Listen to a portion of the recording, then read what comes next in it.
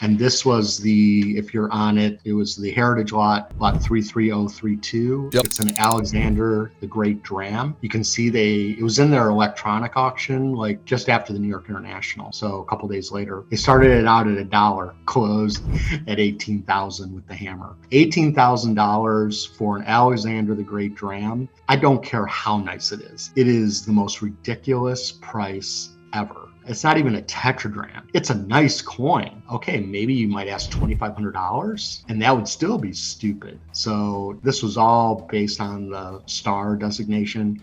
And the fact is that in the description, it says NGC stated that it was tied for the highest grade, which means somebody thinks this is the finest known. And you can't say that just because NGC says that one of the highest ranked for one that they've seen, but if 90% of the market isn't slabbed, or even if you say it's 70%, you can't say that's the finest known. So let me ask a rookie question on this then. Yeah. So is this coin just not one of the better ones out there, and NGC graded it choice MS star 5 out of 5, 5 out of 5, right? Or is this like the Silver Eagles where they're all 68, 9, or 70? I mean, they're all like that, and that just doesn't it doesn't add any value to be really nice. It's a fantastic coin. It really is. It's a fantastic coin. And Alexander the Dram, I mean, it's not even from a good mint like Egypt, it's from Miletus. It's a common mint.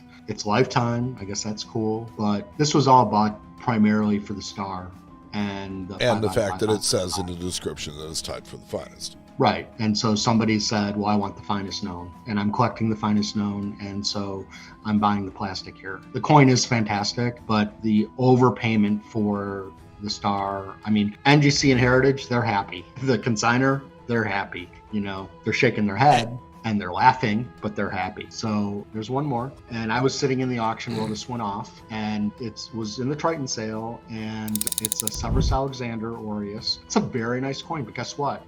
Most Severus Alexander coins come mint state. They just do. And Severus Alexander is like the Gerald Ford of Roman aurei. Like, nobody wants this guy. I do not want to buy a Severus Alexander as a dealer. If it's offered to me, I pass on it unless it's dirt cheap. And the estimate at 10,000 was about as high retail as I would expect to pay for one of these. When I sell these mint state in my catalog, we sell them between $6,500 and $8,500. Maybe we might try a little higher, but I doubt it. But it got choice mint state 5555. So C&G played the slab game, which I don't blame them, because here they got $25,000 hammer for the coin plus 22.5%. That's a ridiculous price for this coin. My father and I were sitting at the table in the auction room when this coin went off, both shaking our heads and saying moron under our breath. And right after that, one of the top buyers in the world texted me and said, WTF. So everybody was thinking the same thing. So didn't have a clue of what they were buying and didn't care. Yeah, all they saw was nice looking ancient coin and probably high designation. And a high didn't estimate. Even have a star. But I can tell you, go through coin archives, I mean, it's a nice coin. But guess what? These come nice. They come nice. Right. You could even say, oh, it's one of the better ones I've seen.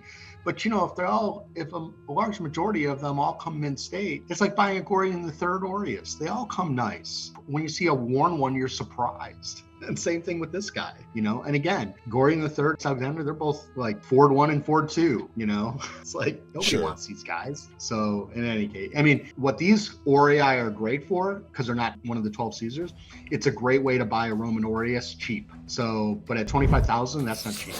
And with the juice, no, that's not buying it cheap. No, and with the juice, you're at $30,000. I mean, you could get a fantastic Aureus of one of the 12 Caesars for that, So why would you buy a Severus Alexander? Yeah, if this had just been a bit better emperor, it would be a much better coin. And it has no pedigree. Doesn't even have a pedigree. You can't even say, well, it has a pre-1970. Somebody paid for the pedigree. Doesn't even have the pedigree. Oh my God. So in any case, those are my two doofuses.